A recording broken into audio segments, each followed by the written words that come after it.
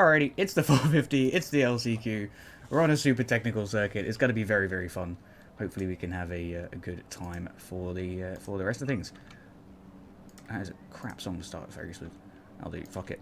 Alright, here we are. On the gates for the 450 LCQ for round 10. Here we are then, looking like it's going to be a nice little start for Frankelek down the inside. He has a bit of a touch with another rider, but it's going to be Lewis there on the Husqvarna, picking up the whole shot ahead of Frankelek, and Stone Rider. Stoney making it into a main on his own track, or an LCQ rather, on his own track, which is very cool to see indeed. Not often you see him in a pro race nowadays. Lewis then having a fantastic start on that Husqvarna, off to a great start. Stoney right onto the back of him as well. So looking like we might be able to see a tasty little bit of a battle developing here soon. I'm sorry, no, it's Frankelek just behind. Big fat W's indeed. Frankelek then making his move. Gets his way past Lewis and now leads the moto here on the end of the first lap. Lewis having a nice time here, currently holding on to that P2 spot. He did have a little bit of a wibble that obviously allowed Frankelek through.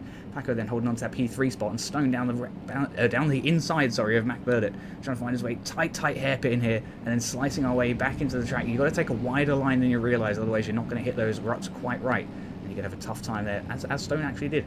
Not ideal at all. Pat Shea and then a Mac Burdett make their way through. Mac up and into the P4 spot here on the Yamaha. A fantastic start for himself. I'm going to have a check up with these top three, see how they're getting on. It looks like Paco's slowly closing his way onto the back of that Husqvarna of Lewis. In fact, slowly might be an understatement of the century. KTM goes for a big old send, but doesn't manage to pull off the soupy triple at the end of the section. That's going to cost him a little bit of time there. Not sure why that replay camera is quite so far in the stands, but not to worry. Frankelek though, look at this man, absolutely storming here at the start of the LCQ for the 450 group. JPR KTM having a fantastic start. Lewis here, not too shabby either in that P3 spot. Mac Burdett Mac Burdett currently holding on for that P3 position. Stone Rider showing P4 on the timing gates, but it doesn't appear to be the situation. It looks like he must have gone down in the last section. An unfortunate Suzuki going front over here there.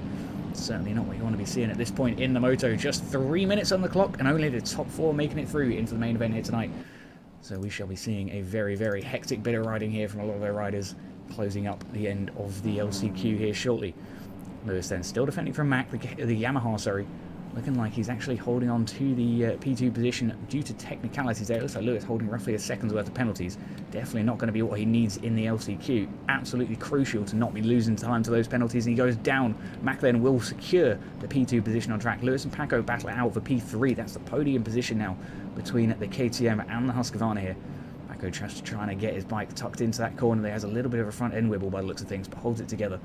Lewis putting in some nice work here on the Husky. Unfortunately, he gets a bit wobbly through the whoops, and Paco just absolutely storms his way through them. No idea how he stayed on two wheels, but he's kept the shiny side up. Lewis, though, takes full advantage of Paco's mistake there and losing some time. Gets his way back past Paco and right on the heels of Mac Burdett's Yamaha. Unfortunately, the commentator's curse strikes almost immediately and just does not give him the night of his life. Not the night that he wants, is what we're trying to say. Mac and Paco here in the fight for P2, though. A fantastic battle going on between the Yamaha and the KTM. What a start for the night for these boys. Mac makes his way back up into that P2 spot here as he goes over the top of Paco there through the Supercross triple. Very tough line for anyone that's tried it here tonight. You got to really get that line right up to the triple, otherwise you're going to run just a little bit short and cause yourself potentially a few more issues than it's worth. Here we are though. Paco putting in some fantastic aggressive riding here. Burdett unfortunately goes over the bars, as does the KTM. It's going to be a race to get back on the bike, and it looks like the KTM will make his way through and up into P2. Lewis there was just coming into the back of shot here, currently P4 and in the danger zone of being eliminated here because Max is closing in on the Suzuki there, trying to make his way up into the main event. For now, of course, Lewis is in the safe zone. Paco crashing out. Looks like he's now at risk, and it's now Paco versus Max in the battle for P4. Paco then down the inside trying to make that position stick. Unfortunately, he's had another miscalculation there, is what we call it. And certainly not what he wants to be doing at this point in the moto. Just less than a minute on the clock now. So just a couple of laps remaining here in Indianapolis. Very tough technical circuit, as we've seen. A lot of riders getting punished here from just minor mistakes. But those that pull it off well do very well, as we can see here from Frankelek, who's 16.7 seconds ahead of P2. Absolutely ridiculous. How did this man end up in the LCQ? Anyways, he's obviously very consistent here tonight. We'll check in with lap times here shortly, so don't you worry about that. For now, though, Mac Burdett down the inside on the Yamaha will secure the position ahead of Lewis and Max, holding on for the P2 position for the moment. Then Lewis unfortunately loops it out. goes down off the back of his KTM. It's Husqvarna. Anyways, unfortunately, he's lost a fair bit of time there. Eurus is all the way up in P3 according to that timing gate, so potentially a lot of this field have some penalties that we're not quite aware about. We'll see how that updates. It may just be that Eurus had a bit of a crash towards the end of that previous lap. Macklin currently holding on for that P2 spot here at the moment. He is leading the rest of the pack here just behind Frank-Elec. Max down the inside on the Suzuki, trying to make some moves for P2, and he might be able to pull it off here across this triple. Very, very nicely done there from Max M. What a pass. Pat Sheehan down the inside on the KTM here, trying to capitalise on Mac Burdett being pushed wide, and he does get down the inside, just about securing the position there as we come into this next loop section. Paco hot on the heels of Mac now as well, and threatening to push Mac out of the contention spot. My goodness me, this is still too close to call here as we're on our final lap here tonight. We'll be checking in here shortly with these guys. I just want to have a quick peek up with Frank-Elec, who's just absolutely storming. He's nearly done. I want to try and remember to catch him coming across the line. We're obviously doing, you know, roughly 45 to 50 second laps. So we shall see, we shall see. He is absolutely storming here tonight. Staying very, very consistent. Unfortunately, we might have caught him a bit in the whoops there, having a bit of minor technical difficulties, but not to worry. Pat Sheehan and Max here putting up a decent battle for the P2, or they were until Mac Burdett's found his way past the downed KTM now. Frank-Elec there coming across the line just in the front of shot, coming across for the P1 spot. For now then, it's going to be Max here on the Suzuki, it looks like, coming in for P2 as we come across the whoops here for the final time. Looking very, very smooth. He's got this last section dialed in for now. Unfortunately, he runs it a little wide there. I thought he was going to die, but he pulls it together and across the line for P2 here in the 450 LCQ. Mac here at genuine risk of losing out. Thankfully for him, he gets the P3 spot, and Pat Sheehan comes into P4. Jez just missing out on that privateer KTM behind, as well as Paco and Stoney, not quite making it into his own race. Motor Trail Films then in P7, Jez in P8, we had Danny in P9 and Nate Dad P10. Lewis had a pretty decent first half of his race, but unfortunately just kind of fell off towards the end there. A couple of last minute mistakes left him all the way down in P11. Super duper unfortunate to see. But yes, indeed, a couple of retirees as well, which is always not ideal. But it is what it is, you know. Can't always get through a race stress-free, can you? Anyways, we're going to have a quick look at these lap times, and then it's going to be pretty much time for the main events. Anyways, Frank-Elec then running the fastest lap on the track as kind of expected at this point. 1.3 seconds ahead of Stone Rider fastest with a 49.7. Stoney putting in a 51.076 as well. All of these 51s pretty respectable times as well. Certainly not slow at all. We've still got our 30 seconds to go and have a quick look. Have a quick look. It is absolutely beautiful track once again. Just very pretty circuit. Very pretty circuit. Regardless though, we are on the gates once again for 250 East. Neon is your red plate holder there on the KTM on the right side of the screen, just over here.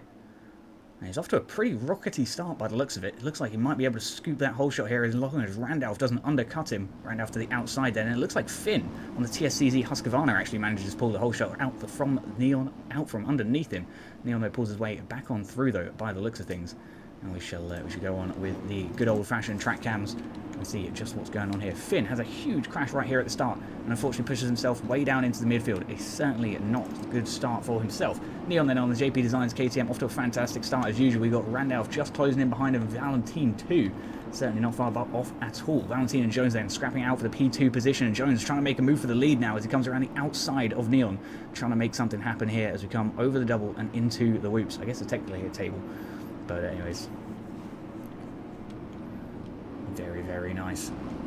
Good move from Davis there as he finds his way up and through onto the podium positions there for the 651 Motorsports team.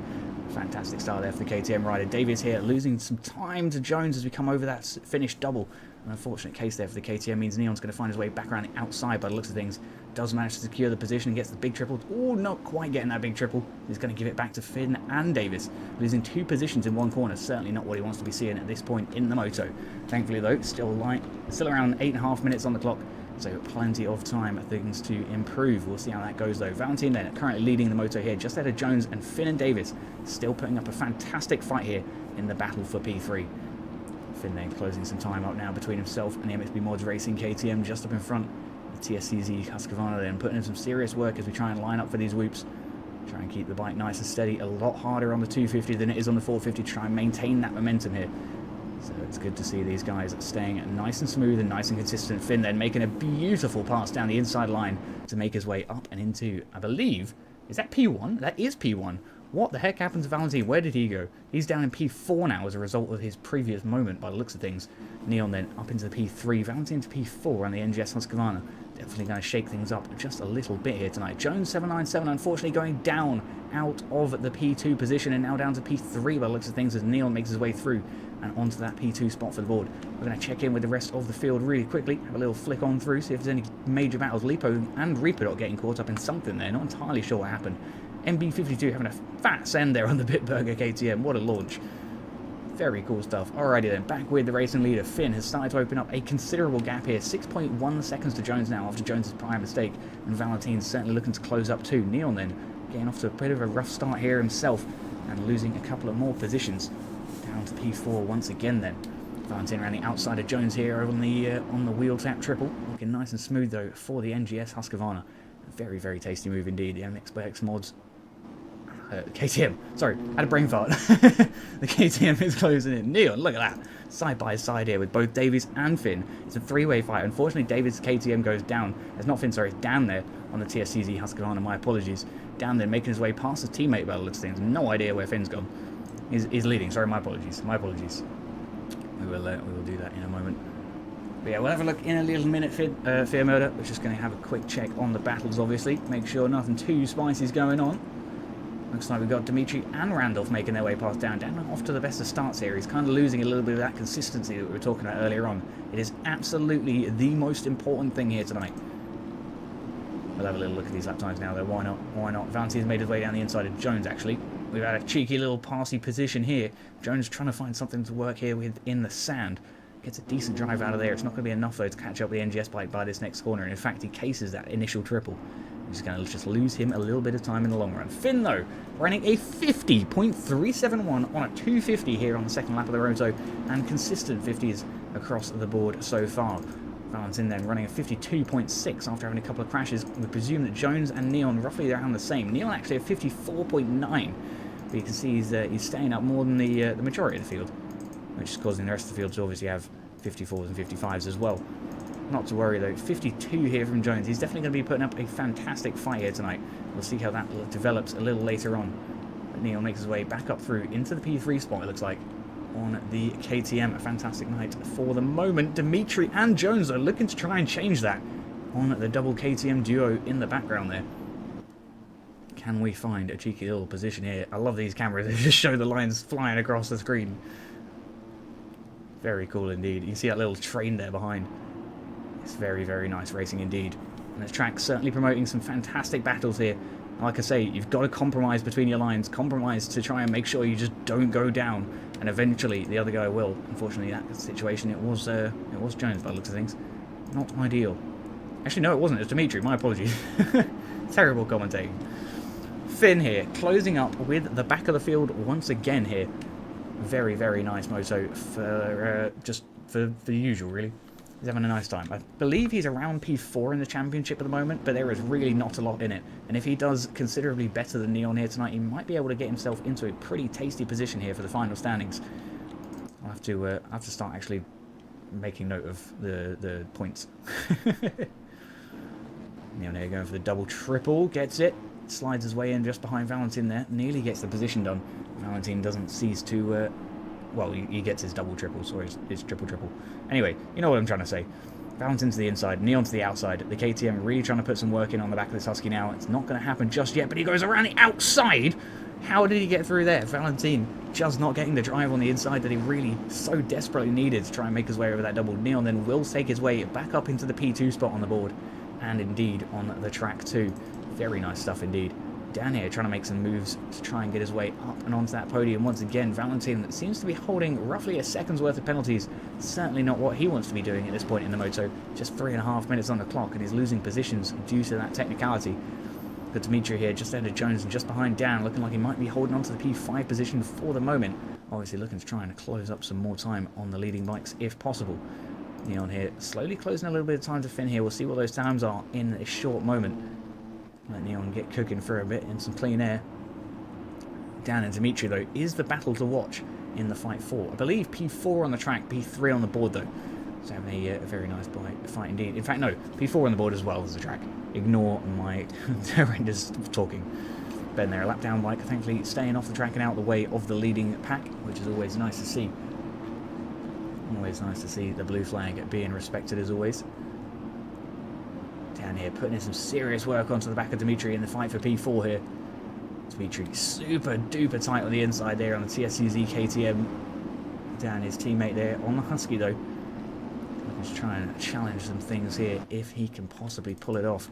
Checking back in with Neon there. It looks like he's staying reasonably consistent. We'll have a quick look at lap times here. 51.70, so definitely a huge improvement over those earlier laps that we said about in the opening stages of the race there.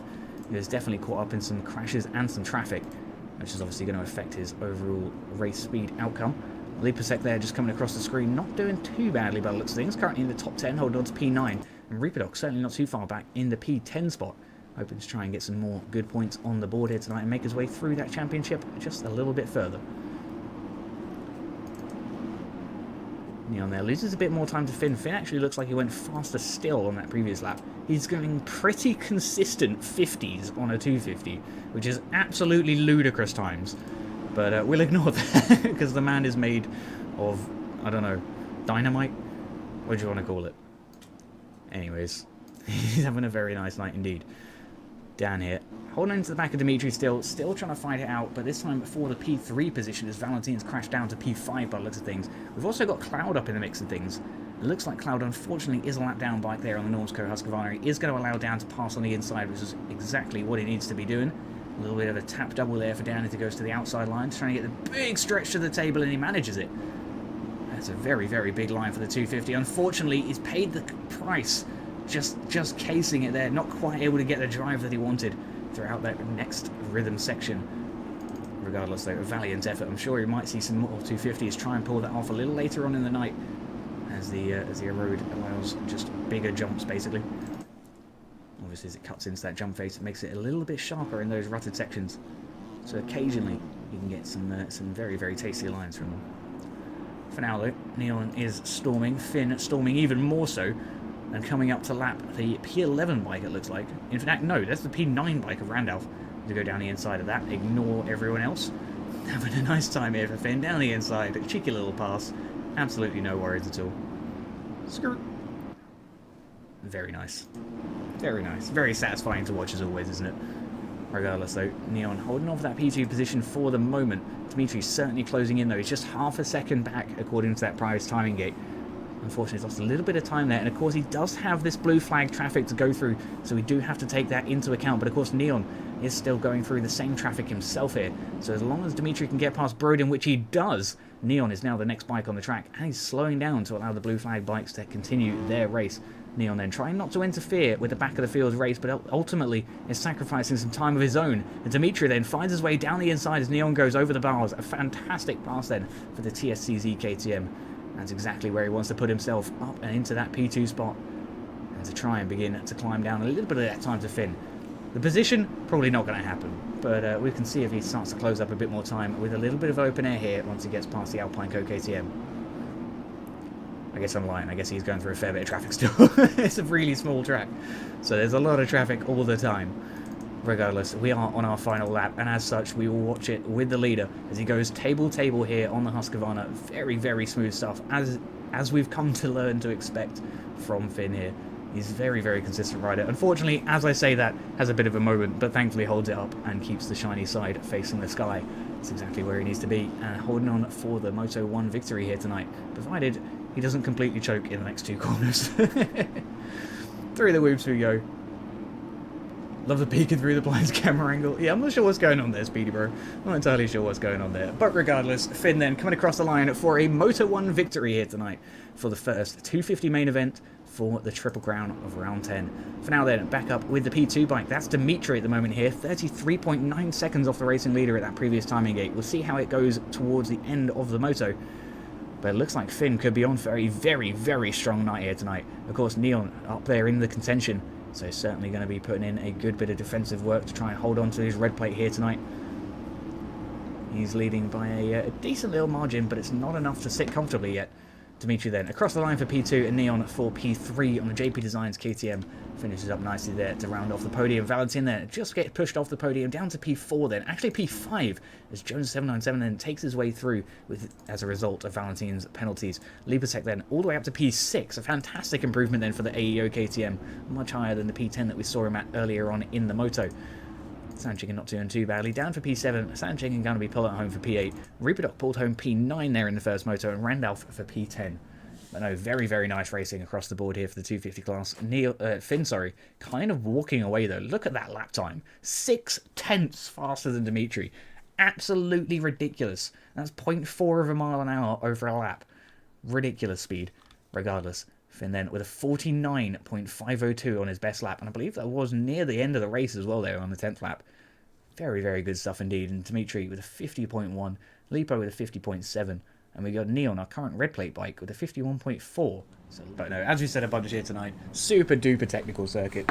Oops, shit, nearly spilled water everywhere. Going to be an interesting race here for the 450 class. Unfortunately, not all the riders, which is kind of weird, but also strange. Here we are then, on the gates. It's looking like a pretty decent start here across the board. No one getting anything major. And looks like Steiner should be taking that Ace Moto whole shot. A fantastic start of the night for himself. An unfortunate situation there for both Yoda and it appears another bike.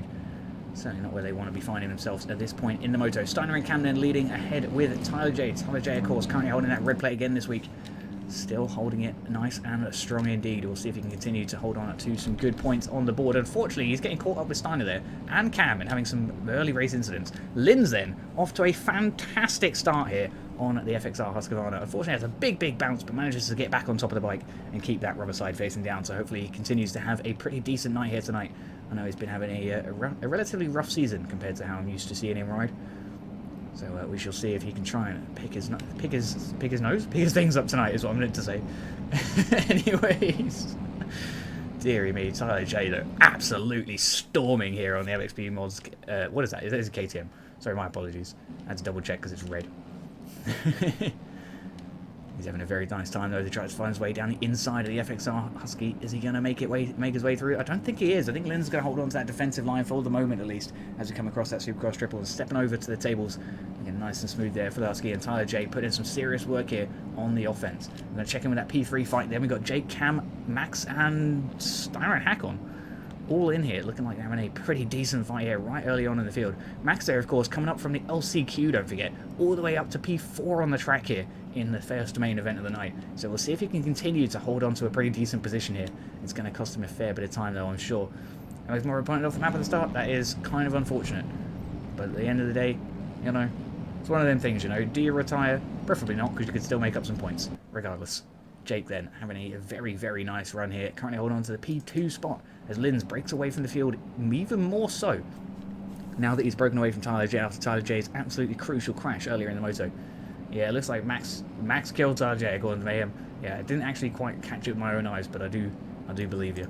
That seems to be what's happened, judging by the positions of the two riders relative to where they used to be. Jake then currently holding on to that P2 spot, and it looks like Tyler J making his way back up through into P3 here as he gets his way past Hakon on the Ace Moto team, KTM there on the outside. Tyler J then putting in some big work as he come onto the back of Jake's AJP KTM. Can he really try and get his way past though in these whoops? It's not going to happen just yet. Hakon making his way closer to Tyler J ever more still. Unfortunately gets caught up in the tough block and has a bit of a Barboso sideways slide there. Certainly not what he wants to be seeing at this point in the race. Still 9 minutes on the clock close, so plenty of time to make things up. Of course, just 12-minute motos here for the Triple Crown series. Triple Crown event, that's what I'm trying to say. So a little bit shorter than usual. Not quite got the time to make up for every mistake, but of course you do still have a reasonable bit of racing time, so you really can't be letting your mind wander too much. Tyler J then putting in some serious work here as Jake and Linz have a massive collision in front of him. Gets his way on through then. Absolutely no idea what caused that collision. I need to double check that. I'm going to see if we can try and pick that out. Come on, camera. It looks like Linz had a bit of a rough time there. Jake goes way high over the table, and that was an unfortunate situation for both riders there. Certainly not what either wanted. Regardless, so back up to a regular time. Tyler J still leads the moto. Jake closing in for that P2 spot currently, and Linz in P3 on that FXR Husqvarna, looking to try and make things work here tonight. We'll see if he can close that gap up in a short moment. Of course, he's not going to be super happy about that rear-ending landing, you know. So he's definitely going to be wanting to look to try and take his revenge by getting that position back as soon as possible, I'm sure. Hakon then putting in some good work, currently holding in for the P4 position here, just ahead of Ken's. Ken's on the Ace Moto team, closing into the back of his teammate now, and looking like he might be able to put in some work here to get up into those top few precious positions. Steiner a little bit further back here as well, on the Ace Moto once again. They were actually locking out P4, 5, and 6. Very nice stuff indeed for the Ace Moto boys. Tyler Jado on the MXB Mods KTM, is absolutely storming as per usual this season. He is having a fantastic run this year, and I'm sure he's going to be very, very happy to continue that for the rest of the season if he can pull it off. Jake then, currently P3 now. Linz has found his way through up and into the P2 spot. Gives us a little wave there as we come across the finish line. Unfortunately, Poposo immediately punishes him with the commentator's curse there, down in the sand section and losing P2 and almost P3 to Hakon there. Manages to hold on to the P3 spot though on the FXR Husqvarna for the moment. Hakon then putting on some serious pressure here now onto the back of the Husky with his big fat KTM. Trying to find something to work. I need to sneeze, sorry my boy.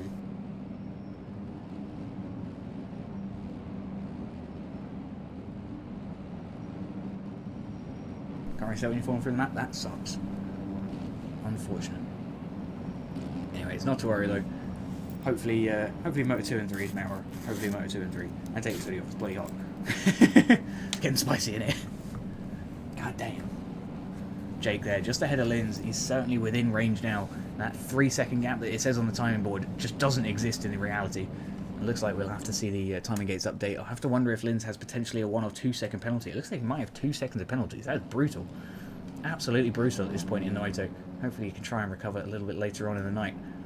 He has been caught up in some unfortunate incidents here tonight. As per usual, a big old stem for the triple though as he finds his way around the outside of Jake there. A lovely little move. It's easy with the followers though. What a legend. Hakon here alongside Jake goes around the outside on the Ace Moto KTM, nearly gets the position done, and in fact almost manages to secure it down this straight. It looks like Jake though is going to come back through the inside and re-secure the P3 spot on the board. Thankfully for himself, Pumpcastle having a bit of an issue there at the front screen. Frank like going for a big send. Hakon storms through the whoops. He is an absolute whoop monster here on the big fat 450s. He's consistently, week after week, one of the strongest riders in the whoop section, regardless of how tough they are, regardless of how long they are. He just seems to know how to settle that bike down, regardless though. From the low side, triples in on the Ace Moto KTM. What a line.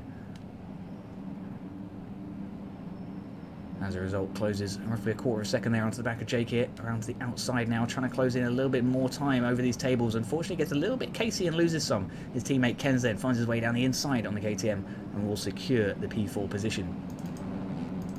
We've got to check back up with Linz here, who's now starting to break away from Jake just a little bit. Of course, he does have that nasty penalty that we were talking about just a few moments ago. So that's going to have to be one that he runs away from in this situation to try and open up a gap between himself and the P3 bike. Otherwise, he's at risk of losing that P2 spot. For now then, Jake, Hakon and Kenz in a three-way fight here for the podium position here. Jake on the defensive. Hakon and Kenz, though, can smell the podium position here. A moth has come in my room. God dang it. Jake, though, still putting in a fantastic bit of defensive work here on the AJP KTM.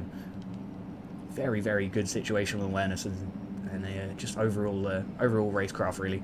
Ken's here to the outside, trying to stay nice and low on the Ace Moto KTM. Closes that time up right once again here to almost show him a front wheel. Unfortunately, does lose the front end there as we come with a little bit of an overjump over that corner jump. Jake then will hold on to the P3, or those P3 positions for the moment. Have a little look at Linz. We'll have a little look at Linz. He's just kind of chilling at the minute sober, holding on for the P2 spot at the moment. He's definitely closing in with the back of Tyler J, though. Tyler J has lost a fair bit of time here. Have to wonder if he went down. We'll have a little look at lap times here we'll have a look at lap times now. Yeah, that last lap there from Tyler J was 6 seconds slower than his best.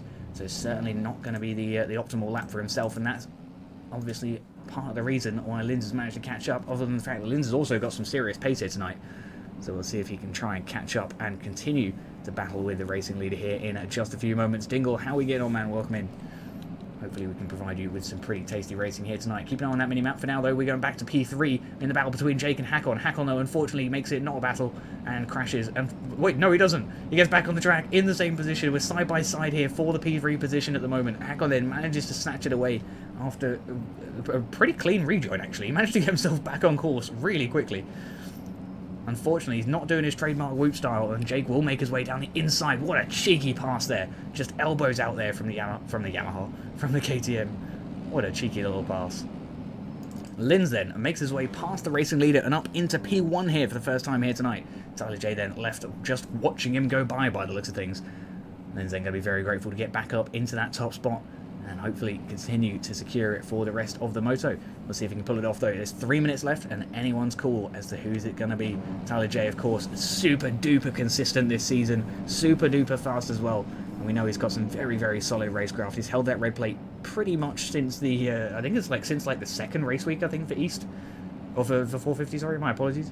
He's done very, very nicely this season. Regardless though, Linz is currently in that top spot. Pumpkastu there on the lap down KTM is thankfully staying out of the way of these leading bikes. And staying very, very smooth. We'll have a little hover with Tyler J though to see how he's trying to pull these aggressive lines off now to try and catch up with the back of that Husky. A little bit of a case there over that first triple, manages to pull it back together for the second into that hairpin and back through this back straight towards this big, big soupy triple. Interesting to see that the 450s do occasionally just case it a little bit. So it's all the more impressive when we do see the 250s actually make it. It just shows how ridiculous that line actually is and how much speed those guys are genuinely carrying. Regardless though, Linz is actually opening up a pretty healthy gap here between himself and Tyler J. And it looks like he's running consistent laps. So we'll check in with those lap times as he comes across this finish line here. A 48.862 on his previous best. Has he improved here? He has, with a 48.581, just a couple of tenths of improvement there, but that's exactly what we need to be seeing lap after lap here from Linz. You can see he just gets quicker as the race progresses. There is no slowing down for this man. It's always, well, I say it's always. I've found over the last season or so of watching this guy that it's usually a case of if he gets out to a decent start, he has a phenomenal race. Because like I say, his race pace only gets progressively quicker throughout the race of the moto. Whereas a lot of other guys, once that erode starts kicking in, they do start slowing down a little bit. So we shall see. I'll show you on that timing board a little later on at the end of the moto in the next couple of minutes or so. Lindsay making his way past Pat. Lovely stuff indeed. Pat, of course, making up here from the LCQ. Always nice to be in the mains.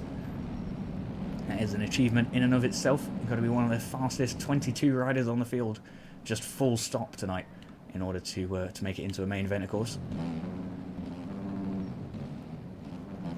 And then putting in a lovely, lovely bit of work. Tyler J certainly losing roughly half a second a lap, I'd have to say, if I had to guesstimate. Hakon here currently holding on for the P3 position and looking to try and close in with those upper podium bikes, but it's going to be a difficult situation here. He's got roughly 5 seconds to Tyler J. Tyler J's got roughly 5 seconds to Linz, so Linz's prior penalty in the race means absolutely nothing at this point, as he is gliding away with a very, very nice gap.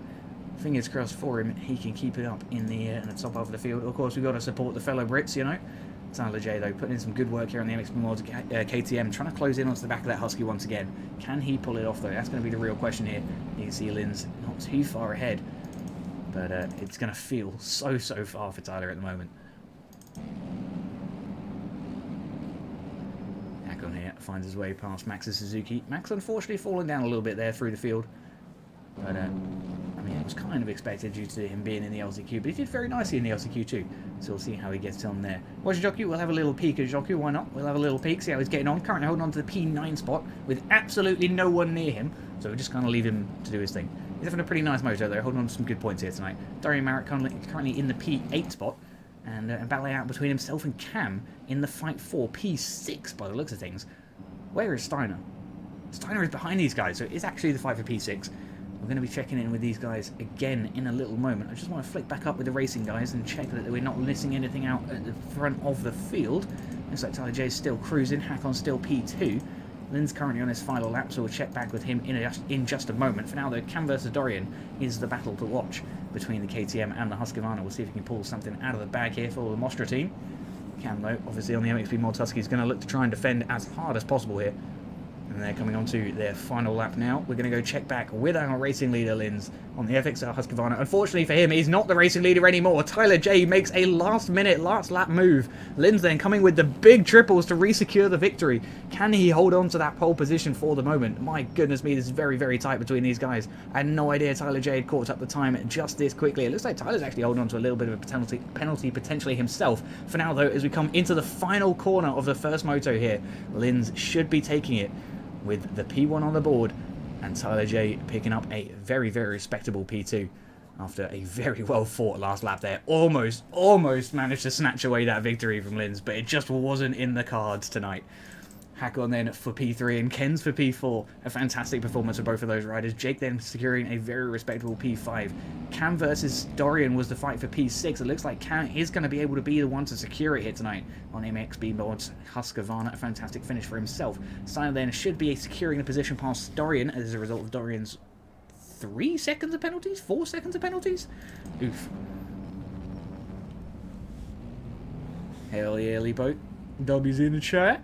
That's what we like to see, boy. Regardless, though, Yoki then makes his way through into P9 overall, which is a pretty decent finish there for the first moto. Fingers crossed we can continue to have some very, very exciting racing for the rest of the night. This has been, so far, a very, very action-packed track. A lot of people struggling with it tonight. It's a little bit rougher than usual, a lot more technical than usual. And of course, it's going to cause some people to just be thrown off their pace a little bit. But Hakon, once again, ridiculous pace from this man. A 47.764 there in that moto for the fastest lap. I didn't quite get to pay attention to the rest of them, but they were pretty close behind. Anyways, over to the 250s again. Woohoo! Alrighty then, here we are on the gates once again for 250 Moto 2 now. Down they go, and it looks like we're going to have a pretty decent start here across the board. Cat's once again being a pain in the freaking ass. Can't really see anything. Neon's having a pretty decent start for his race, and he's clear of pretty much the entire field as the majority go down there. Not sure if it's quite red flag worthy, but it's got to be pretty close. Oh, Cat, what? He's fucking sitting on my keyboard. Shh, sit down. Alright, back to the racing. Sorry, my apologies. He's being incredibly attention-seeking right now. Neon then off to a fantastic start here on the KTM. It's exactly where he wants to be. Finn currently holding on to the P2 spot here, just ahead of Sand Chicken. Sand Chicken on the Mostra KTM though, with the big triples. Might be making a move for P2. Not quite going to happen just yet. We'll see if he can pull it off a little later on in the moto then. I'm having to move my keyboard to my lap because the cat just insists on sitting on it. Sand Chicken then putting in some good work here onto the back of Finn, trying to get that position done. It's going to be very, very tough though to try and find his way past the TSCZ Husqvarna, sorry, my apologies. Really distracted by this cat right now. Why do you have to be like this? Anyways. Yes, Neon in the P1 spot, Finn for P2 currently, and it looks like he's going to hold on to that position for the immediately foreseeable future. Sand Chicken currently holding on for P3, but Reaperdoc here on the Honda trying to put in some work now and close up that position to get himself up and onto a cheeky little podium position here. Can he pull it off here tonight? It's yet to be seen. Sand Chicken then closing in onto the back of Finn here, trying to find a position for himself on the Mostra KTM. Might be able to squeeze something through here on the triples, and yes he does. Up and through into P2 goes the Sand Chicken. Very nice stuff then for the Mostra KTM rider. It's exactly where he wants to find himself, nice and early in the moto. Unfortunately now he's got Finn breathing down the back of his exhaust, trying to find that position back.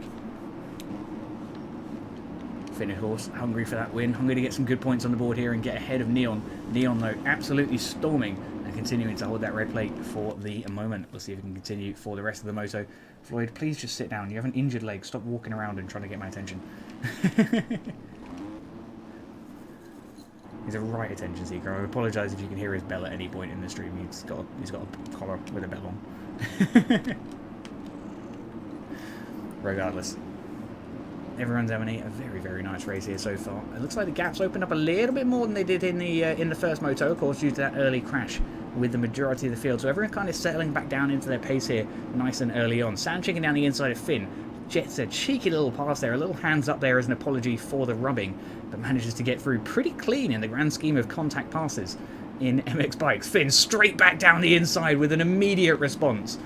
What a beautiful retaliation there. Gets his way back up into the P2 spot, and Sand Chicken left absolutely stunned and trying to find his way back up into P2. Reaperdoc here closing back in once again in the fight for the podium. He's not going to be left out here tonight. We'll see if he can try and find his way up through the field a little later through the night. Hopefully he can get it done. Look at this from the dock. A huge send on the Honda. Pulls off the triple around the outside of Sand Chicken. What a beautiful pass there. Fantastic stuff indeed from the RD Honda. Looks like he's going to be able to try and close up this gap onto the back of Finn here. Finn making a big mistake there on the TSCZ Husqvarna, losing a lot of time there to Doc. Doc then going to be able to close that gap up nice and early as a result. Potentially be looking at a potential pass here soon. We'll see how that goes on. Neon, though, almost already catching up with the back of the field just 4 minutes into the moto. Absolutely ridiculous pace from that man here tonight. As for Finn, too, do not forget about Finn here on the TSCD Husqvarna. He's put in a fantastic moto. He's won that first one. And he's going to be looking to try and win this second one if he can get that 10-second gap closed down. But that 10-second gap is no joke around this circuit. That is a ridiculous gap for a Supercross track, and specifically for this one. Super short laps again. And it's going to be very, very interesting to see if he can close that time down at all, let alone the full 10 seconds. Reaper here, holding on very, very nicely onto the back of Finn here. Just roughly a second and a half separates them at the moment. A little bit more of the gap potentially now, as Finn seems to have broken away really nicely there on the Husqvarna. Fantastic bit of riding here. Schaefer unfortunately does go down there on the back down bike, but thankfully stays out the way.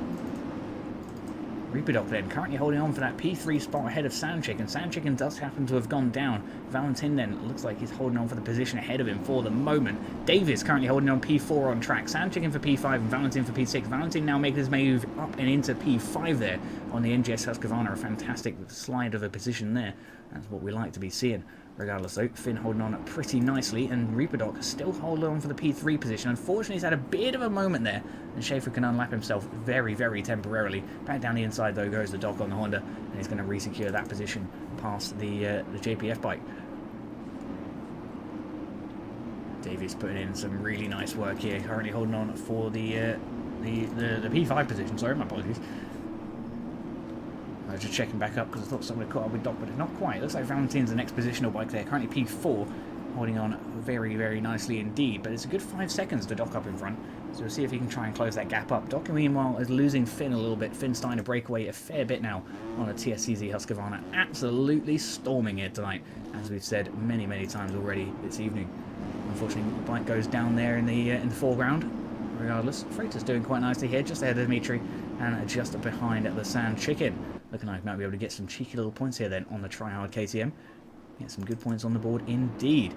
Doc then still holding on for that P3 spot. He's still got a good 5 seconds to Valentin, so he's not having to worry too much.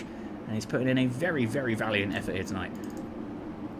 Dan, meanwhile, closing in onto the back of the NGS Husqvarna on his TSCZ bike. Might be able to find something, just something to make it work here tonight. We'll see if he can pull it out of the bag though. It's going to be a tough situation, I believe. Dear me, very, very tight indeed. Sanchez running like he's getting hunted by KFC. What? Excuse me. Anyway, a nice moto regardless. Doc there keeping some good pace. Looks like he's opening the gap between himself and Valentin to roughly 7 seconds now. Well, no, 6 seconds, my apologies. Can't do maths. Dan here really, really putting some pressure onto the back of Valentin in the fight for P4, though. This is the highest positional battle on the field at the moment. So Dan then looking to try and make it work nice and soon. Valentin, meanwhile, on the defence here for the NGS team. Muskie goes tight to the inside, down to the outside. He goes double over. I really thought he was going to try and big send it to the table there, but he didn't quite go for the line. And as a result, he stays roughly the same distance he was to Valentin. Maybe loses a little bit of time, in fact, which is certainly not what he was expecting to do. Maybe he does need to learn to either take the inside and double or go for that big triple from the outside. It's obviously quite the stretch on the 250 though, and you really got to be dialed in to make that line work. A little bit of a wibble there from Dan, but he holds it together and scrubs his way alongside Valentin. Valentin down the inside, but Dan goes to the outside and just powers his way past. Absolutely no idea how he got so much traction through the stand there, but what a phenomenal move it was. The TSCZ Husqvarna there makes his way up and through into P4 once again. Reaper loses a bit of time and a couple of positions by the looks of things. Back down into P5. Certainly not where he wants to be finding himself at this point in the moto. Just a couple of minutes on the clock to try and recover. Not entirely sure what happened there, but he's obviously had a little bit of trouble with the consistency towards the closing stages of the moto. Just the endurance starting to get to him then, presumably. What up, Coro? How we getting on, boy? Thank you very much. Hopefully you're having a nice time. And been keeping nice and well too.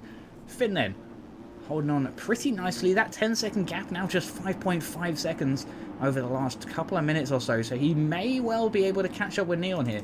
We'll have a little look at lap times for the moment. Neon running a 50.2 as his optimal lap. A 53 on that previous lap though. So presumably getting caught up in some blue flag traffic, as we can see him coming through that traffic now. Then we have Finn running a 49.407.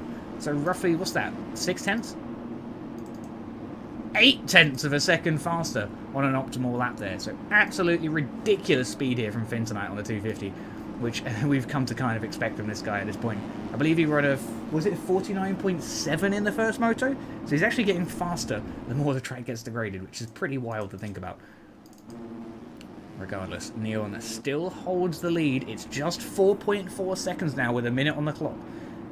Definitely possible that if it doesn't get through the traffic nice and clean, Finn could certainly catch up here, and we might be on for a last bit of a last-minute battle here, potentially.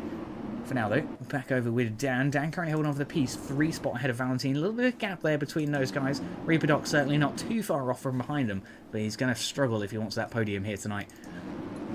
Sand Chicken and Dimitri having a bit of a two-way fight here. In fact, a three-way fight as Randolph's in there too. Randolph, unfortunately for Randolph, is a lap-down bike, so he's going to let these guys by through, hopefully. Question mark? Yes, there we go. As you see, a little bit of a brake application there to allow the faster bikes through. That's exactly what we want to see. Valentine versus Reaper Doc, side by side. That's where the battle's at in the fight for P4 here at the moment. Valentine goes for the big triple. Doc going for the doubles is losing a lot of time here. Valentine then down the inside on the NGS Escavana, makes his way through. A lovely little pass then for the NGS team. Reaper Doc, though, immediately back on his heels here with the Honda, trying to put in some work here through the whoops. Unfortunately, gets a little bit hairy and almost goes over the bars. Thankfully, holding on, though. Very tight battle between these guys at the moment. You can see Finn and Neon 3.9 seconds now in closing. So we'll see if that battle develops in just a moment. We'll check in with that here shortly as Valentine goes down the inside of Doc to try and continue to secure the position. Reaper Doc, though, certainly not out of contention just yet. Going to have a quick check-up with Finn because I would hate to miss the battle for the lead. They're really close now, and he's catching up with Neon very quickly. I imagine now that you can see him, it's going to be even more precious. Every last little femtosecond on the track here. Reaper Doc seems to have lost a bit of time here to Valentine. Valentine then broken away in that P3 position for the moment. We are going to hold on and sit on board with Finn then on the TSCZ Swan Labs Husqvarna. Looking through the stands here as he comes flying over the top. Lovely stuff indeed. Gets his way up and onto these double tables. Looking smooth. Can he close that gap up? That's the real question, though. Neon holding on to some on-track penalties by the looks of things. This is, of course, our final lap. We're coming into the closing stages here now of the second moto. The final few corners are upon us.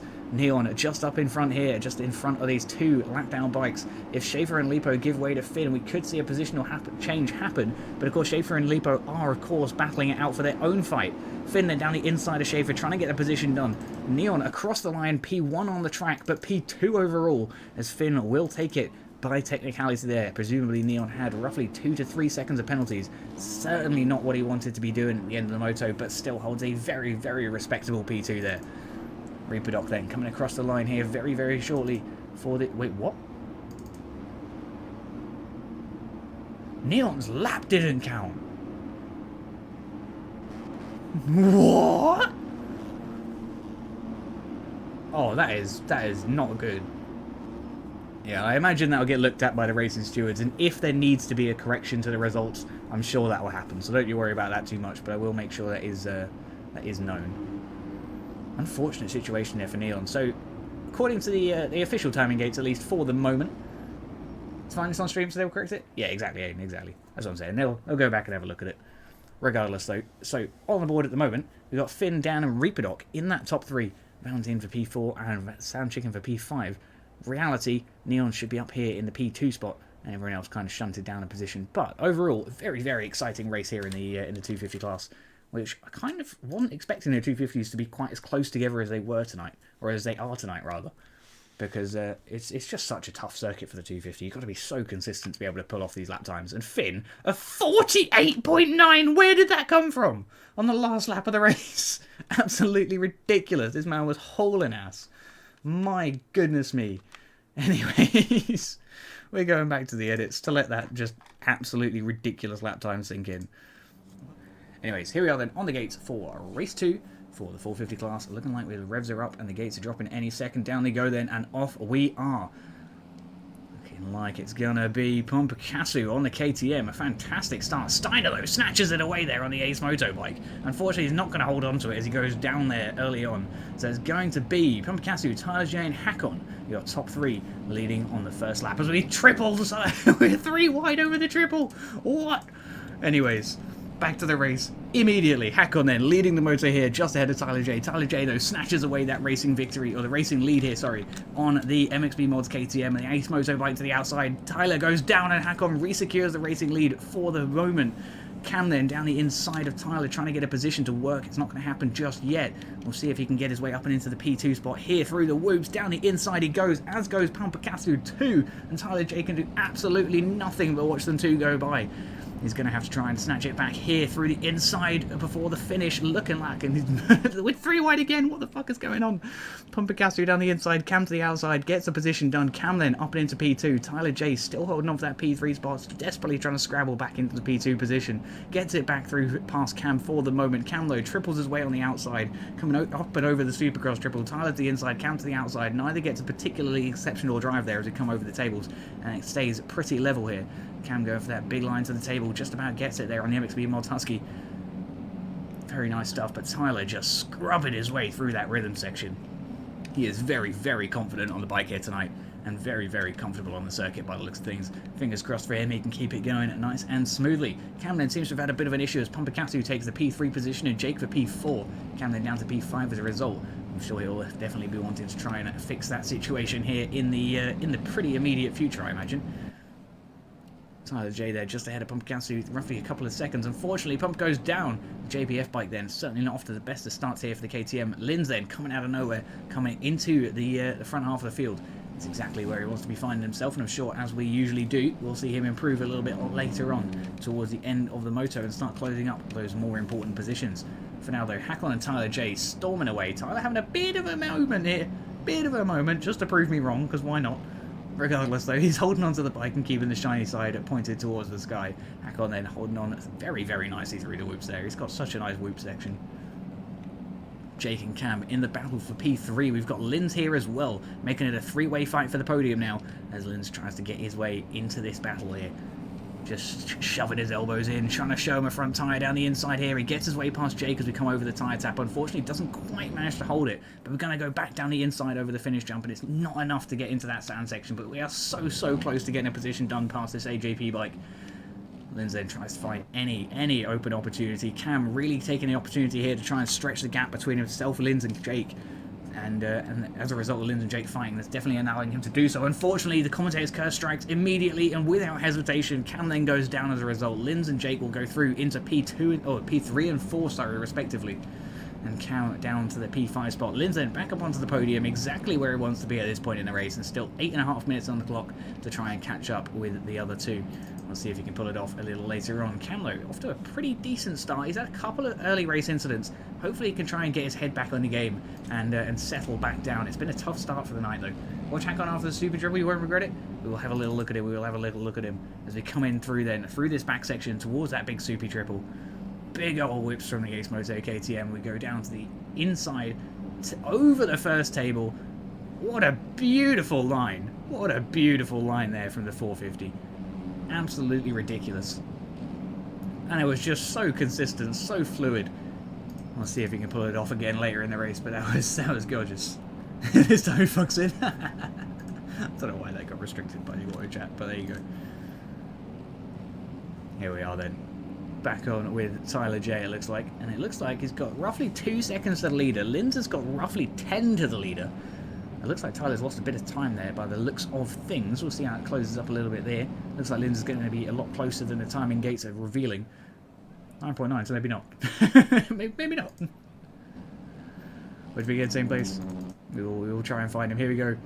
Inside, over the table. Oh, a little bit of an overjump, but still manages to pull off the quad afterwards. That's what we like to see. Tyler J kind of copying that line now. He's really started to figure it out. He's gone, hang on a minute. I'm watching Hakon here, and he's pulling some wacky shit off. So let me have a go. And as a result, he's doing pretty nicely himself there. Currently holding on for the P2 position and not giving up that lead anytime soon. But yeah, Hakon, even with the overjump there. Wild. Next lap he's doing it. We'll see, we'll see. Is that not even the line you're on about? You're not on about, like, gapping over the table, no? Because, like, a lot of the 450 guys still table, single, you know? Regardless, we'll have a look. We'll have a little look as we scrub over the triple. Tight down the inside. Oh, he gets to the second table nearly! That's ridiculous. That's ridiculous. I think the original line is faster, though. I don't think the second table is necessarily faster, even if he pulled it off, you know? But that is a wacky line that he can reach that. That is very, very silly. It's not the line he wanted me to see, was it? Regardless, though, he's having a very nice time as a result of it. It looks like Linz is catching back up with Tyler J. He is indeedy. We're going to have a little bit of a battle for P2 going on here, and it's not going to be much of a battle if Tyler J makes mistakes like that. Linz then capitalising on that and punishing it almost immediately. To the outside this time on the FXR Husqvarna to go big up and over that step over triple. Looking smooth there for the Husky. Tyler J hard on the defensive line now for the MXB Mods team, though. We know he's very, very solid on the defense, and he's very, very difficult to get past in these just high-pressure race situations. It is faster? That's wild. It doesn't look like it would be faster, because obviously, like... Or are you saying they triple off and get over both of these singles? Because I'm expecting, like, double table and then, like, single, you know? But I guess if you can triple off of it, that's pretty wild if you can pull that off. Tyler J's having issues through the whoops. That's not like him. Linz then punishing once again. He's all over the MXB Mods KTM now. We know that Tyler is just ever so slightly faster in the first half of the lap than Linz is, particularly through this sand section. Unfortunately, he's absolutely choked it, gone over the bars, and lost the position here to Linz. Linz then up into P2 as a result, and begins the climb to the racing lead. We'll see if he can pull that off. Still 4.5 minutes on the clock. Well, nearly 5 minutes on the clock. So plenty of racing to go here. That's the quality line. Interesting. Yeah, it'll be interesting to watch NA later on and see how consistent the guys are at that, because that's the main difference between the EU guys and the NA guys. I feel like the EU gets a little bit more spicy racing, you know, because it's a little bit more unpredictable. Everyone's had less time on the track, so they're all just kind of trying to figure out the lines as we go. Whereas obviously NA get a fair bit more time to get that practice in. And as a result, usually the top 10 in NA are a little bit more consistent with their overall, well, consistency, pulling off the bigger lines, you know. But as a result, I often find that watching the NA races, they don't use as many of the line options as the EU guys do, you know. Like when there's no mistake or no room for a mistake, there's no room for a line choice, you know. And unfortunately, it does sometimes affect the racecraft. Usually, it's pretty smooth though. But I do find the EU racing very exciting, just as a result of everyone not really knowing all the quirks of the track yet. You know, you've got to figure it out in the race. You've got to feel out how everyone else is feeling on the track as well. And it's just very, very tough. Hack on here has lost a position to Linz. Linz is actually... Wait, no, I'm lying to you. That's Frankelek, sorry. I saw another bike and I was like, hang on a minute, what's going on here? Nope, we're just chatting shit. Hakon's still leading with a good 7-second gap here to Linz. Linz, though, is definitely starting to close that gap up, and we'll see if he can close it a little bit more to fight for position here soon. That's going to be one to watch as that develops. Tyler J here looking like he might be able to close up the position. Back to Linz here and potentially come back in for a P1 or 2 victory. We'll see if he can pull it off. And we'll see if he can pull it off. Of course, holding the red plate throughout the majority of the season here this week. Well, this year, sorry. Very nice stuff indeed. Jake here in the AJP KTM, looking nice and smooth too. Aiden currently P5 and looking like he wants to try and take that position away from the AJP bike. It's going to be a tough battle between himself and what I assume is his teammate. Linz here, losing a little bit more time between himself and Hakon, so definitely closing that gap up just a little bit. Just a little bit every lap. I don't know if it's quite going to be enough. I think it's going to rely on Hakon making a mistake.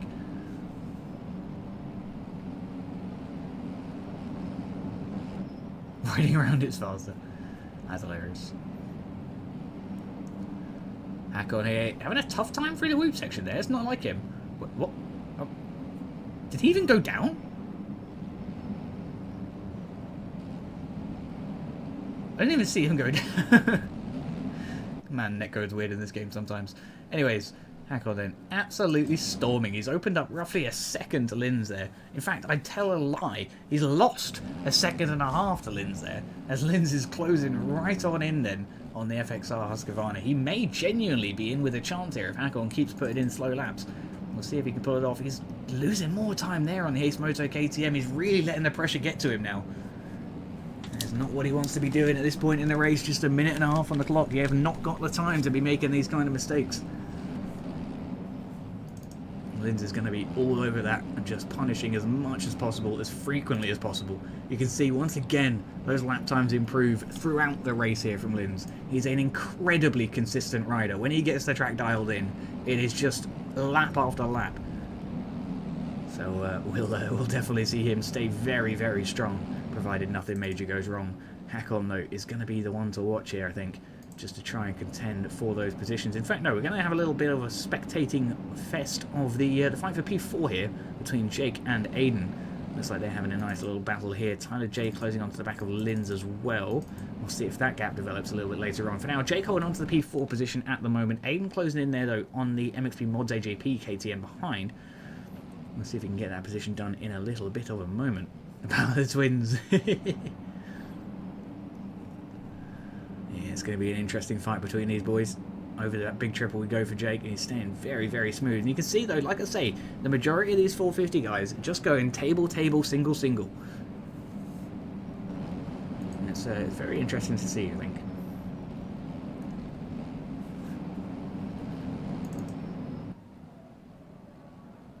Regardless, though, it's obviously a little bit more easy to stay consistent with the tables than it is with jumping up and over that first table.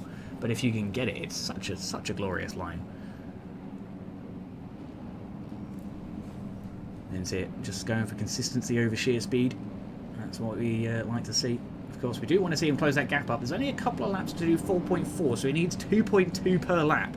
That is going to purely rely on Hakon making mistakes, I believe. There is just absolutely no way he's pulling 2 seconds a lap out of the bag. But there's the mistake! The absolutely crucial game changer there that could cost him at least a second, potentially more. Cam giving way there. I believe he's actually lapped down now, which is not like him. It's very, very strange to say. Regardless, though, he's having a tough time. Hakon, though, is storming away. He's kept that bike upright after crashing. And hopefully for his sake, he continues to hold it. This is the final lap. Linz has got to pull out all the stops. And unfortunately, I think that's Cam flying around sideways. Having a few more issues. Tyler J nearly comes in and takes the P2 position, but unfortunately crashes down to P3 once again. Linz then back up into P2 as a result. This is just really hard to keep up with. Hakon then, still storming away. He's got a 4-second gap now between himself and Linz. It doesn't look like 4 seconds though, so maybe he's holding on to a little bit of a penalty that we're not quite aware about. You can see Linz almost breathing into his exhaust now. My goodness me, it's so close, but it looks like Hakon is going to go on to secure it here tonight as we come around the final turn for the last time here in the Moto 2. We've got Moto 3 to go still, don't forget. Hakon then across the line for P1, Linz for P2, a solid performance, and Tyler J, our red plate bike, down here in P3. Still a valiant effort though on the podium once again here this evening. Jake then going to be pilling it home for the P4 position, I believe, on the AJP KTM. A fantastic performance once again for him. That's exactly where we want to be seeing him, up and in those points. Aiden then going to be finishing up close behind, currently in the P5 spot, and holds it on nicely to the end of the moto. Steiner then for P6 on the Ace Moto team, pulls in a pretty decent performance there for his team, just behind himself, and of course Hakon leading the race there for the Ace Moto group as well. Dorian then on the Mostra KTM are going to be pulling it home before P7 it looks like, and he should be having a pretty nice the rest of his evening. Laurent Dumont having a nice finish off to his night as well, or a finish off to his second moto, sorry. I don't know why I keep saying the end of the night, because it's not the end of the night, it's still another moto to go. Anyways, he's having a very, very nice time indeed. So then, your top three, Hakon, Linz, and Tyler J. Always going to be interesting. We're going to have a little look at those lap times. A 48.460 there from Tyler J, a 48.772 from Cam, and a 48.888 from Linz. Absolutely ridiculously close there. The top four within half, in fact, the top five within half a second of each other. Ridiculous. Anyways, there's a lot of ridiculous things going on tonight, and the racing is just one of it. Anyways, let's get back over. We're going to go check out the 250 Moto 3 for the 250's final main event for the night, and then of course we do have 450 immediately afterwards. So we shall see us there. Oh, fuck me, we're on the gates. I didn't even hear the beep. I didn't even hear the beep. We're on the gates, so I've managed to catch it. Don't you worry. Look at me, professional stream. Turn off this one. Because we're in the 250 main, and we are cooking. Looks like the gates are down, and we're going to get that whole shot just in time. Neon then, pack set up then on the JP Designs KTM for another fantastic start to the night. Looks like we have Neon leading, Randolph P2, Schaefer P3, Davis MB and Reaper Doc coming in to try and challenge that podium position. Unfortunately, Doc goes down as a result of being collected by another bike. It appears to be Finn there. Not entirely sure what happened between those riders, but regardless, back on to the regular racing we go. Neon then leads the field ahead of Randolph. Randolph on the P2, TSCZ KTM off to a fantastic start. We made it, Hamburger, let's go. Let's go. Schaefer looking very, very smooth, currently holding on for that P3 spot. Definitely going to be wanting to try and hold on to some cheeky positions here tonight. He's had a couple of tough runnings in the first couple of motos, so we'll see if he can pull his socks up a little bit later on for the rest of the evening. Oh, excuse me. Sorry, Pringles for some reason make me burp. Anyways. Oh no, Randolph, what are you doing? That's not what you're supposed to be doing. Zeppi will take the P2 position immediately and Schaefer for P3. Davis and Reaper coming in for P4 and 5. Can they take it away? They do not.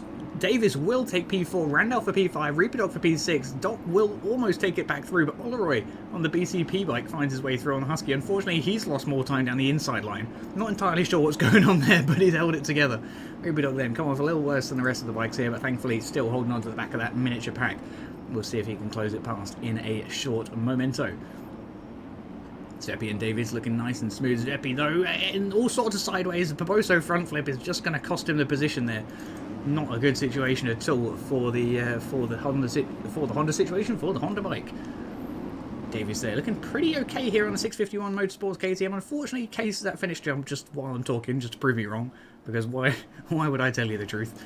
Anyways, Reppy still holding on for that B3 spot. Still putting in a pretty solid performance here so far tonight. Let's see if he can hold on for the position. MB52 Bitburger there, looking nice and smooth too. Where is Finn? We know he went down early in the race, all the way down in P12. That is some pretty rough going there for Finn. Hopefully he can climb his way through the field and give us some good contention a little later on. For now, Davis and Zvepi is the battle to watch here in the fight for P2. Neon is just absolutely walking through. I don't know what's happened here. I pressed a button and it seemed to have paused it. I didn't know there was a pause hotkey button. Anyways. Yeah, Davis has got a decent bit of a gap now. Neon, an even bigger gap. Look at that. 10 seconds in the first 3 minutes of a moto. Absolute ridiculous. Zvepi, Oleroy, Reaper and MB52 in a four-way fight here in the fight for, I believe this is P3 we're fighting over. Oleroy currently holding that position on the timing gates, but Zvepi currently holding it on the track there on the Honda just up in front. We've got MB52 and Doc, of course, trying to scrub his way through the pack in the meantime. Excuse me.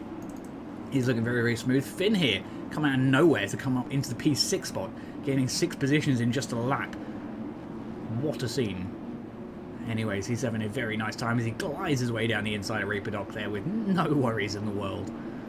Keeping his way nice and scrubby there over the triples. Doc has a bit of a stretch there, just manages to get it over with a tiny, tiny case, but keeps it smooth regardless. That's always what we like to see. Your last lap didn't count in 450 Moto 2 for 9th, so just put me 17th. Can you send me a clip, Cupcake? HMC, you're going to have to put in a thing in the aerial chat, or remind me at the end of the stream, because I can't do anything right now. I'm commentating a race. Anyways, your best bet is talking to the aerial staff. Yeah, Neon is looking nice and smooth. But the clip will also be available. Well, the whole stream VOD will be available once the stream ends here tonight. So you can always go and get a clip afterwards if you need to. Regardless though, we are looking nice and smooth here for Finn. Finn losing a little tiny bit of time there to Zvepi over this section, but Zvepi cases it and loses more still. Definitely not where he wants to find himself. Davis then currently up in the P2 position and trying desperately to scramble his way away from Finn. Neon obviously opening up a pretty hefty gap here currently. It's 9.4 to Finn, which is obviously the P3 bike, 6.6 to Davis. So we're going to see that gap change pretty soon, I imagine. Oleroy and Reaper Doc have a nice little battle here in the fight for P4. Unfortunately, Doc's had a bit of a wobble. Zvepi's managed to find his way over. Oleroy had a bit of a case. All sorts of things going wrong here for the 250 class. The road really starting to settle in now, I believe. And causing some guys just to change their lines a little bit more than they wanted to. Excuse me, god damn. I'm gonna have a drink. I don't know what it is. Anyways. Having a nice time regardless here. Up at the front of the field with Neon. Davis and Finn really, really close now in the fight for P2. The Husqvarna putting in some serious pressure now onto the back of the 651 Motorsports KTM. Can he find his way through the inside? He does. Davis gives him a little wave there as if to say, I've run it wide, go ahead, take the position, and I'll just get back onto fighting you as soon as I can. Davis then left, trying to find his way back up into P2. Unfortunately, his front wheel goes to the moon and his back wheel does not follow it. A little bit of a case then follows, which is not going to be the ideal situation. Look at that trainer bikes going through the wheels. Did you see that? That was really satisfying. Holy crap. Anyways, we're going to try and catch that train a little later on in the moto. That was really satisfying to watch. They were all like evenly spaced out, going the same speed. It's like watching AI travel through the wheels, you know? Anyways. Dan, not off to a great start here. We've got Jay Talon and Valentine making their way through as a result. This is roughly midfield battles at the moment. We're going to check back in with the front three, which seem to be having the biggest gaps in MX Bike's history. So we'll ignore them for the moment. P4 is MB52 Bitburger on the... Oh, well, no, MB52 on the Bitburger KTM. My apologies for that. Zeppi closing in behind on the Honda here. It's a little bit of a wibble over the table, but keeps it together. We'll see if he can close in for a little cheeky position in a memento. Jay Talon and Reaperdoc in the next positional fight in a battle for P6 here on the track.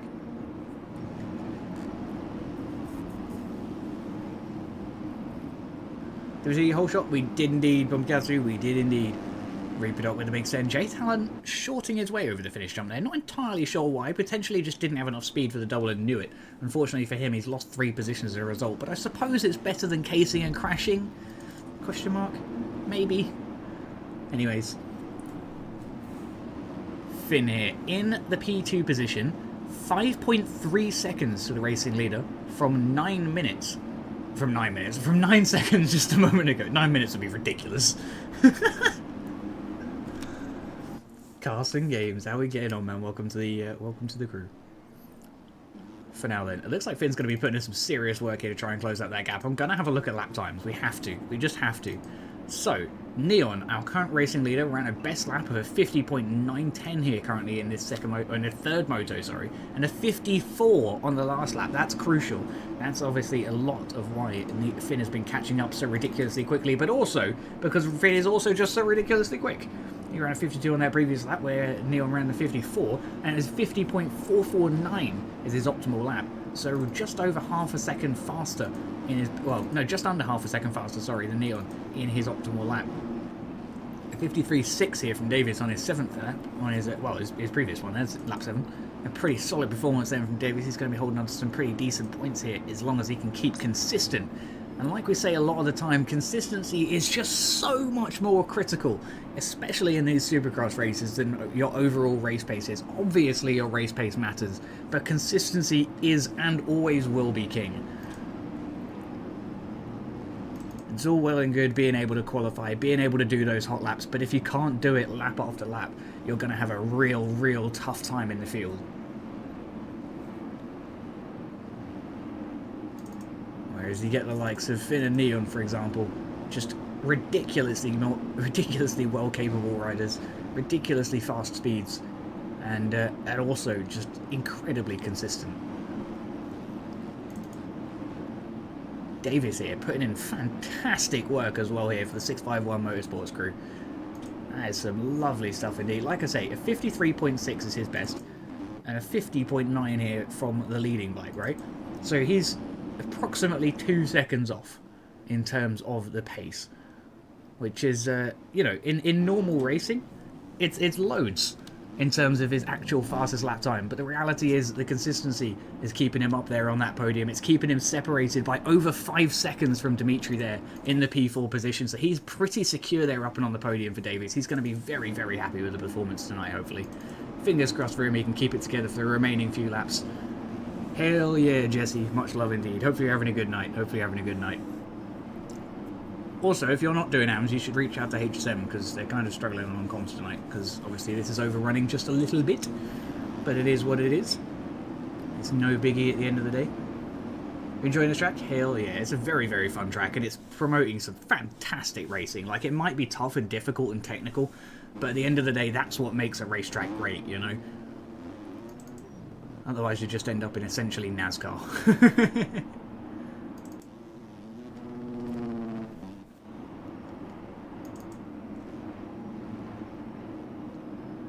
Finn here keeping smooth. The gap now, though, from 5 seconds to 8.5. Neon opening up very, very nicely. He's really got that tap screwed open now after he spoke about his lap time a little moment ago. And, of course, Finn struggling a little bit for lap time in the last couple of laps. Putting in a 55 at one of those older ones. What was going on? There you go. Neon. Yeah, Neon's running a pretty consistent... Oh, a 54.3. That's going to hurt. That's going to cost him a little bit more time to Finn by the looks of things, but it is the final lap, and I don't think it's going to matter, provided Neon can keep that bike upright with the shiny side facing the sky and the rubber side in that dirt. Unfortunately, that is not how we do it.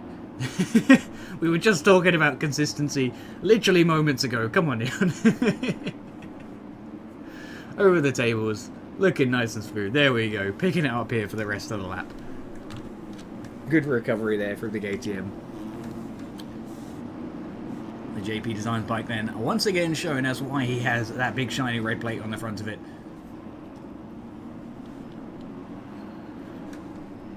Lovely stuff indeed for Neon. Finn's putting in a solid performance tonight though. He went P1 and 1 in the first two motos, and it looks like he's going to be picking up P2 in the third moto, which will of course put him P1 overall, but for now Neon comes across the line in Moto 3 P1.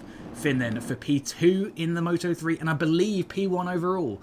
A fantastic end to the night for himself there. Davis currently P3. We'll have a look for Lipo. Lipo currently in P6 according to that timing gate. We'll see how he gets on here very, very shortly. Dan having a tough time through the whoops here on the TSCZ Husqvarna. Pulls it together though for the last couple of turns and will come across the line at P4 then presumably on the number 51 Husqvarna. Across he goes. Lovely stuff indeed. MB52 coming across the P5 here shortly. So he'll be looking very, very close indeed for some good points on the board for the Bitburger team. Exactly where he wants to be finding himself. And Lipo on the AEO KTM putting in a very, very solid P6. Very nice stuff indeed. Who got the overall? So it's going to be, I believe it's going to be Finn for the overall. Because I believe he went P1 and 1 in the first two. But who even knows? Who even knows? Neon's still a red plate, I'm pretty sure, regardless of the winner, I'm pretty sure. Anyways, we will check in with the overall standings in a little while after the 450 class goes for their final moto. But for now, we do have the 450 class. Fastest lap on the third moto there was a 49.799 from Finn. So consistently less than 50 seconds in his optimal laps.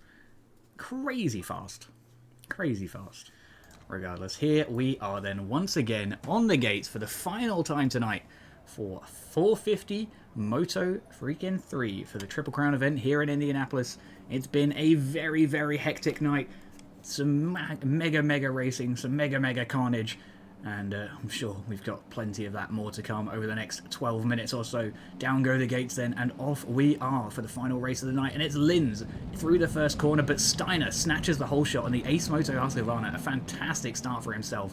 Linz then, where is he? It looks like he's caught up, unfortunately, there with Pompakasu. Stays on two wheels, though, and holds on to the P2 spot for the moment. We're going to flick on to that main camera here in just a second.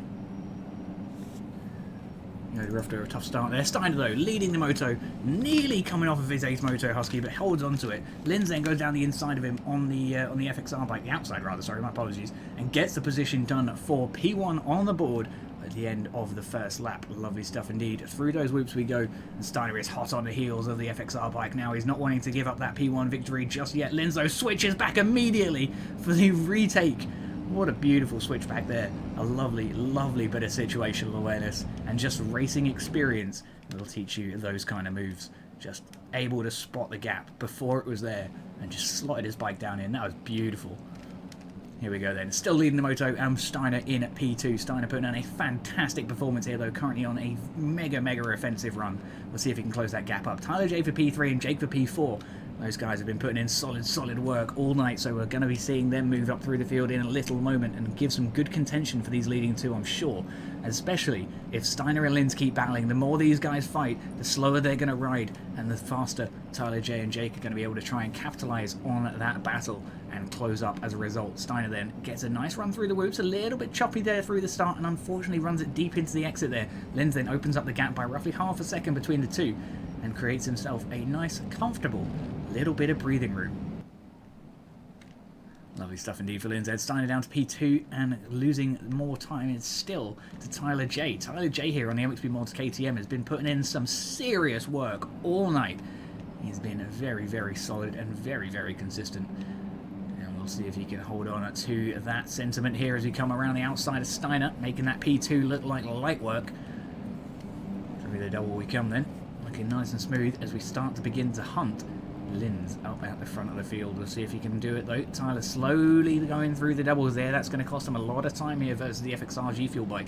We know Linz is hitting a lot of the big lines pretty consistently, and like we say with Linz, throughout the night he consistently improves almost every lap and just seems to get better and better as the night progresses. So these final motos, always a very strong showing for him, and hopefully that is the case again tonight. Steiner and TJ, though, putting in some solid work as they try and battle it out for the fight for P2. I'm going to scan back through the field just a little bit and see what's going on here. Dorian and Jake in the battle for P4 here. The AJP, what is that, KTM, are trying to defend from the back of, or from the front, sorry, of the monster bike. Dorian, though, putting in some serious work, scrubbing his way over this triple. Can he get the position done down the inside? No, they collide. An unfortunate situation there. Dorian was 100% setting up for an inside line pass there, but unfortunately Jake had a little bit of a got himself caught up just a little bit in the corner there, lost a little bit of time, and as a result collected the other KTM. Cam then ran the outside, will get the position done and up into, I believe, P6 on the board. I may be wrong. Linz then gets himself a nice little bit of breathing room here between himself and Tyler J. It's just 3.5 seconds though, and that time is going down just a little bit every lap, so I'm sure we'll see that battle start to develop a little later on in the moto. Although, like we say, Linz are very consistent, so it's going to take a lot of work here from Tyler J to close that gap up.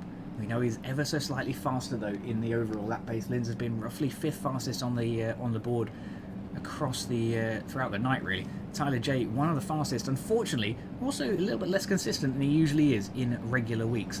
Thankfully his first 2 motos have put in some pretty solid points there, so I'm pretty sure he's locked out for the overall, provided he doesn't completely flop this moto.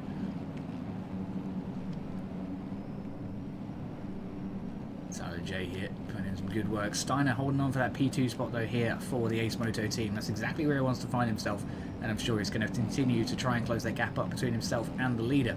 Cam and Jake there putting in some good work as well, obviously still in the fight for P4. Cam currently holding that position on the MXP Mods Husqvarna, just ahead of Jake's KTM.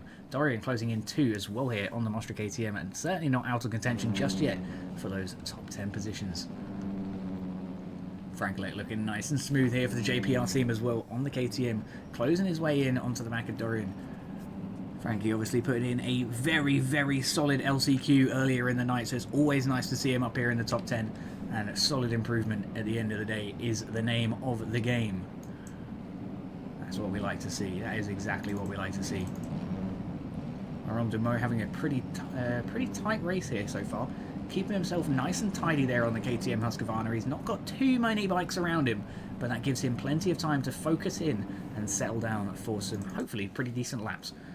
Steiner here looking smooth. Linz is keeping it really steady here on the FXR KTM, looking super duper tidy. Again, not necessarily going for all the biggest lines, but you just don't need to. The reality is, as we said in the 250 class, the reality is you just don't need to be the fastest man on the field. You just have to crash the least. If you can stay up for the entire moto, you are 99% of the way there. Regardless, Linz is going to be having to put in some serious work now. There's still 6 minutes on the clock. He cannot let his brain give up just yet. Can't let himself zone out. Tyler J then going to be putting in as much work as humanly possible over the next 6 minutes with that 7.7 second gap he's got to try and close down.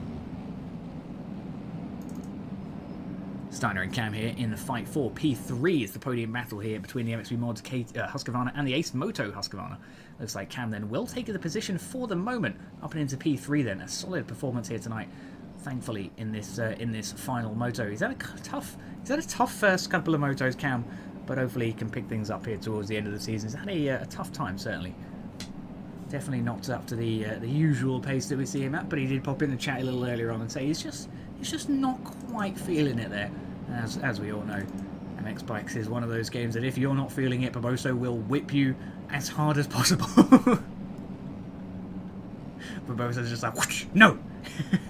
You die! You get a front tug! You get a front tug! Anyways, Steiner and Dorian in the battle for P5. Steiner having fallen off the podium just a little bit here on the Ace Moto KTM. Oh, KTM. God, fucking damn it, on the Ace Moto Husqvarna. He's having a pretty solid performance, even still. So that's always nice to see. The Mostra KTM then definitely starting to close in. Steiner unfortunately goes over the bars as a result of the commentator's curse, just punishing him once again. Certainly not what he wants to be seeing. Dorian then up and into P5 as a result. Going to be very, very grateful for that position. The Mostra KTM then get a few extra points. Lindsay keeps himself pretty steady, pretty comfortable. He's lost roughly 2 seconds to Tyler J though in the last 2 laps. Which is ultimately just going to cost him a lot of time in the long run.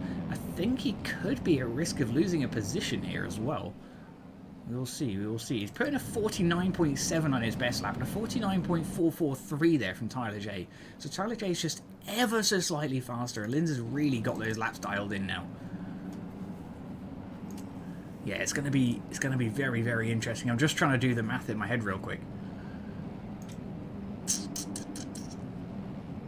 You should do it. You should do it. We should have a little bit of a battle on our hands here with a couple of laps to go, hopefully. Roughly as that timer goes out, I reckon Tyler J will catch up with Linz, provided everything goes as is. Like I say, Linz very, very consistent, but he's just a few tenths of a lap, just a few tenths of a second slower a lap than Tyler J is. And those few tenths of a second, they really do add up over the next 4 minutes or so. What up, Neo? Now we're getting on, boy. Solid performance there in that last moto. That's what we want to be seeing. Just need to do it in the first 2 next time, you know. Let's go Linz from Cognizant. We'll see how he gets on. He's currently holding on very, very nicely. Tyler J looking to close that gap up as soon as possible. Cam here is actually catching up with Tyler in the fight for P2 and is going to be slowing down Tyler J as a result. So Linz may be able to get away with this, having broken away at the start of the field. And it looks like he might be able to hold on very nicely here tonight. Aiden unfortunately going down. Tyler J gets caught up. No! The P2 bike then crashes down and out. And Cam will secure the P2 position for the moment. Tyler J then forced down into P3 as a result. And is left just staring at that massive gap that he's now got to both Cam and Linz. Absolutely brutal scenes here on the track tonight. It is literally anyone's money as to what's going to happen here. Tyler J back down the inside of Aiden, makes his way back past the lap down bike, but no! Immediately makes a mistake, gets his front end all sorts of wibbly wobbly, unfortunately collects the lap down bike once again. He just can't get away from him here tonight. Tyler J's having a tough end of his night. Thankfully for him, he's put in a very, very solid start of his night, so he should be doing quite nicely. We shall check in with those overall standings. I think he should still pull the overall though, provided he stays like, you know, top 10. Lindsay looking smooth. Dorian having a bit of a moment there on the Mostra KTM. That's not what he wants to be doing here. Yeah, incredible consistency from Lindsay here tonight. He's putting in some real work and improved a hell of a lot. Even just through the last 3 motos, you know. Been consistently improving throughout the night, which is always what we like to see. And it's possibly, I don't want to curse it or anything, but this might possibly be his best Supercross race of the season so far. Tyler J looking nice and smooth on the MXB Mods KTM. We know he's smooth, we know he's consistent, we know, more importantly than anything, he has got the pace to potentially catch Linz. But the reality is, I just don't think he has the time. 11.5 seconds is going to rely on Linz making a mistake, and I just don't see that happening. He's been down maybe once, maybe twice this entire moto. Has stayed just incredibly consistent throughout the night. Cam here, currently holding on for the P2 position, is closing to the leader. Cam is very, very quick here tonight, running a 48 48.639 there on the 9th lap of the race, and a 48.895 on the 12th lap. This man, ridiculously consistent, ridiculously fast. He's had a really, really tough start to his night, but he's pulling it all out of the bag here in the final moto. Fingers crossed he can keep this kind of consistency up for the rest of the season and just kind of ignore those first 10 races. Cam, though, holding on by the skin of his teeth there. Is not going to be enough to catch Lins, I don't think. Approximately 2 to 3 laps remaining then. And it looks like it will be 3 laps then for the leader. Lins looking super duper tight, super duper smooth. Exactly where he wants to find himself. Cam here, just a few seconds behind, though he's certainly close enough. If Lins makes any kind of mistake, Cam is right there to punish him. We'll see if he can pull it out of the bag. Am I bilingual? I'm not, unfortunately. I suck at learning languages. I got a B in French in school. So I know a little tiny bit of French, but not enough to have like a proper conversation. Like, I know tourist French, you know? Where's the hotel? Can I have this, please? Ordering off a menu, you know? I can understand the gist of most things, but yeah, I'm not fluent enough to have an actual conversation in anything other than English. Regardless, though, we are going to be stepping up and over with Cam. Look at this! He's taking on the skills approach there to wheelie through the whoops. Unfortunately, he didn't quite figure out how to land it, and has gone down as a result there in the final corner. Lins, though, takes us on to our final lap, and as usual, will give us a lap with the leader. There's nothing too particularly game-changing is happening in terms of lap times.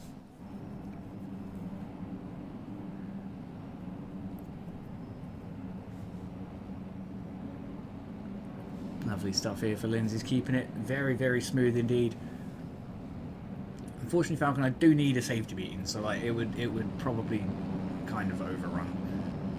Did Jesse reach out to you, Falcon? Because that's possibly your best shout for the immediate moment. If not, give us the rest of the lap, and I'll try and work it out with you.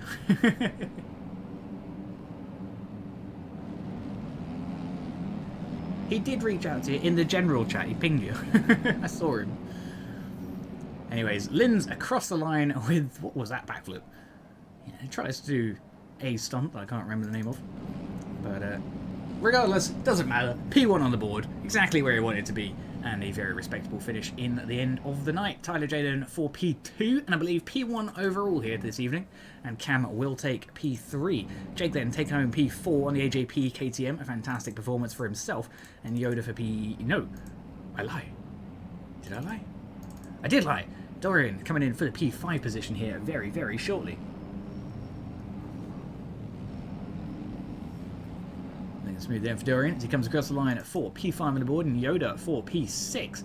And tomorrow then, good to see him finishing off the race here at P15. Solid performance overall, getting some good points on the board. At the end of the day, finishing a race is better than not. That's kind of a crap sentence. Anyway, Lins, Tyler, J and Cam there in the top 3 for the final moto. Checking in with the last lap times for the last time here this evening. Cam, the fastest man on the field in that particular moto with a 48.639. Hakon, super duper close with a 48.720. Super ridiculously fast times. Holy crap. Most of us can only dream of the 48s on this circuit, but here we are, watching these guys do it like it's absolutely nothing. What a race, though. What a race here this evening. We're going to go have a little look-see at the overall.